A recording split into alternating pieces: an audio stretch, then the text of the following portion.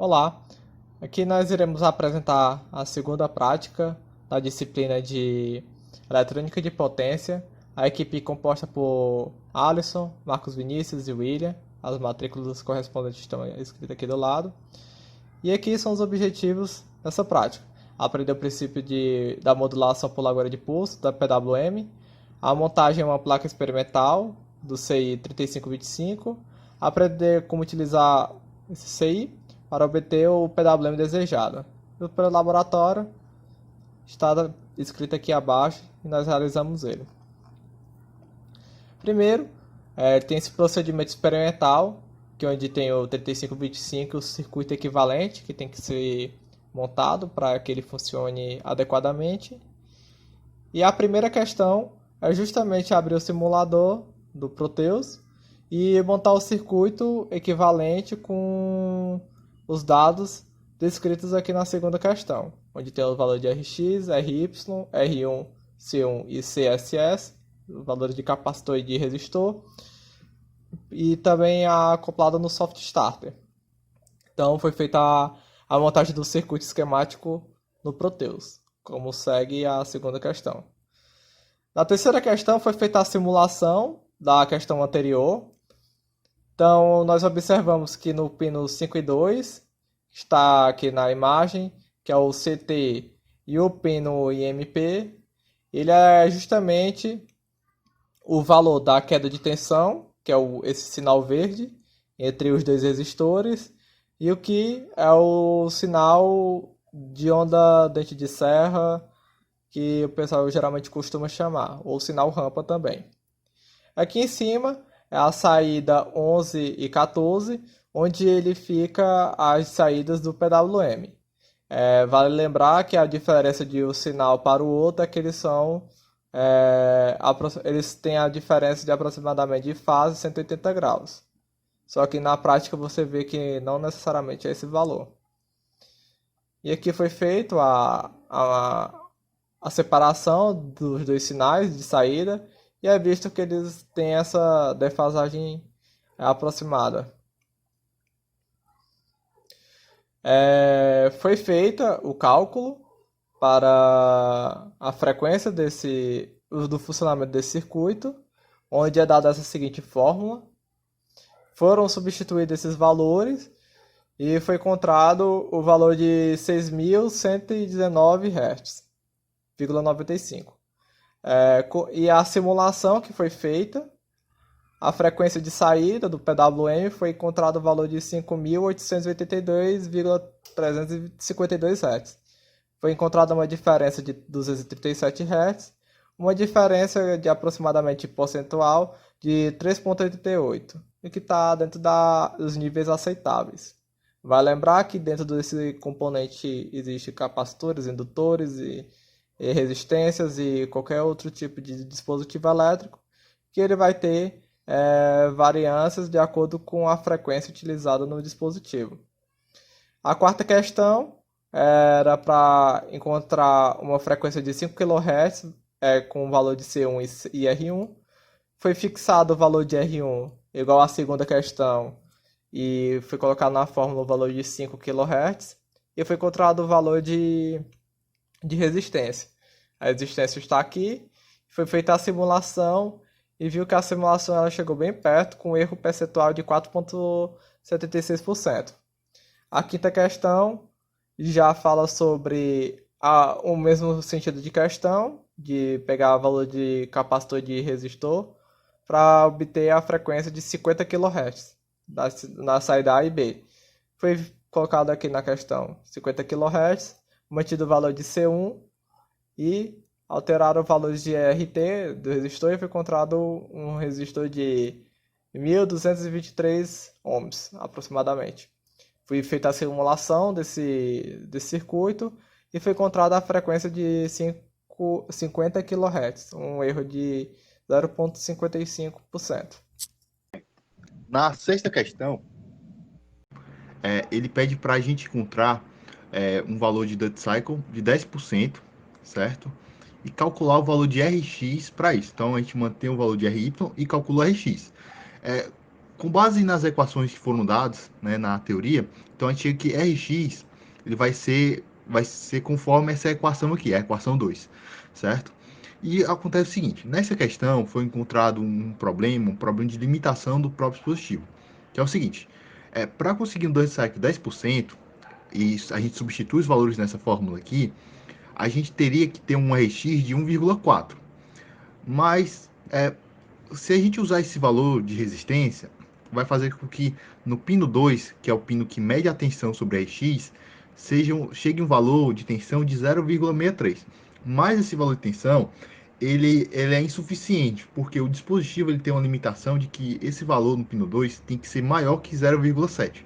Então, de forma a evitar esse erro, a contornar esse problema, então a gente usa uma malha resistiva, certo? No pino 1 e no pino 9, de forma que tem um ganho de 4.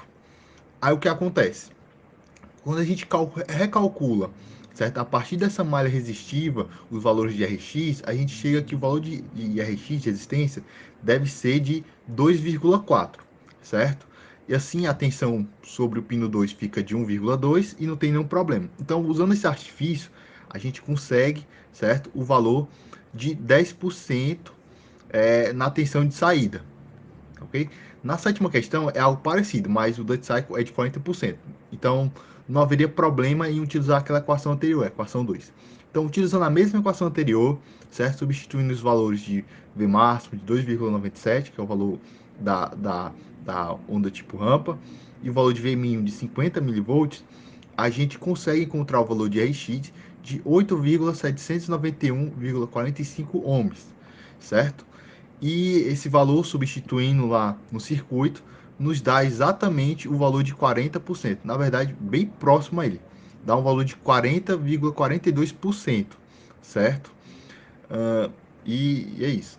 Na oitava questão, ele pede para a gente utilizar o método dos 3 diodos e um transistor PNP. É porque esse dispositivo ele possui uma limitação que o Dutch Cycle do circuito ele não passa de 50%, certo? É uma limitação do próprio dispositivo. Então o que a gente faz? A gente utiliza, certo, um circuito auxiliar composto por diodos, um transistor PNP e um resistor de base, de forma que agora os dois sinais de saída A e B eles se somam, certo? E assim a gente consegue obter um sinal de PWM maior que 50%. Então a gente montou o circuito, certo? Como foi informado, ensinado na teoria, e assim a gente obteve um valor de frequência maior, de PWM maior do que 50%, como pode ver aqui no vídeo, certo? A frequência obtida ela é o dobro, certo? Da frequência que seria só uma onda, dá esse valor teórico aqui de 12.239, e o valor simulado, certo? Ele é um pouco menor, com um erro de 5% a diferença entre esses dois valores, certo? E vale salientar que por que esse erro de 5%? É justamente porque a gente está trabalhando com dispositivos não lineares, são diodos, transistores, certo? E isso acaba afetando as equações e fazendo com que o ganho seja um pouco menor, certo? É isso. Continuando aqui na nossa questão 9 agora, a gente é pedido para a gente fazer um circuito para poder desligar o PWM do nosso CI. Então, isso utilizando um pino já do próprio CI, que é o pino do shutdown. Como é que a gente vai fazer isso? A gente tem que utilizar, antes, nesse pino aqui, nesse pino 10, que é o pino do shutdown, ele estava aterrado, ou seja, estava sempre, ele nunca ia ser ativado, né? Agora a gente colocou um botão. A gente tem aqui inicialmente o resistor para poder definir que ali vai ser 0, né? Nível lógico 0. E quando a gente aperta esse botão, como ele está conectado lá no nossa tensão, no nosso VCC, a gente vai mandar aqui para esse ponto, para esse nó, a nossa tensão. E aqui vai vir um para o pino 10. E nesse momento, o sinal de PWM vai ser reiniciado, vai parar por um momento e depois vai voltar a ser jogado para sair desse sinal de PWM. Então, esse circuito aqui foi utilizado para poder fazer esse desligamento desse sinal. Tá? Então, a questão 9 foi esse circuito aqui. Continuando, na nossa questão 10, a gente vai fazer uma alteração em um dos componentes que a gente utilizou no circuito, na estruturação do circuito, que foi o valor do capacitor. Esse capacitor, ele permite a gente alterar qual vai ser, se nosso sinal de PWM vai começar já no ponto que a gente deseja, já no ponto que foi calculado, ou ele vai indo lentamente até esse local. Tá? Então, inicialmente, a gente está utilizando aqui para verificar, a gente vai comparar dois valores. Nessa questão 10, a gente vai utilizar um valor de 10 nanofarads, e a gente percebe aqui já no gráfico que ele demora, ele tem um nível baixo, depois esse nível embaixo, né, o nível onde ele não está ativo, ele vai diminuindo até chegar, aqui tem um erro, né, justamente por conta, como o Vinícius falou, esses são componentes não lineares, então até mesmo na simulação temos uma aproximação, então temos a possibilidade de ter esses erros. Mas depois ele começa a ser estável e ficar estável durante a simulação depois desse período aqui. Tá? Isso por conta do próprio capacitor. E a questão 11 vai ser justamente para a gente comparar.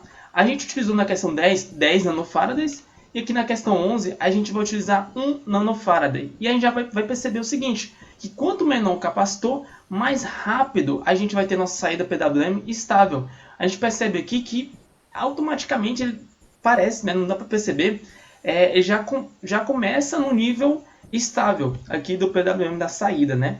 Diferente daqui na questão 10, onde a gente tinha a diminuição até chegar no nível estável que a gente tinha calculado para ser a saída, tá? E aqui, só salientando que esse já é usando o circuito que permite mais do que 50% do Duty Cycle, tá? Então essa foi a nossa apresentação, espero que tenha sido esclarecedor, e é isso.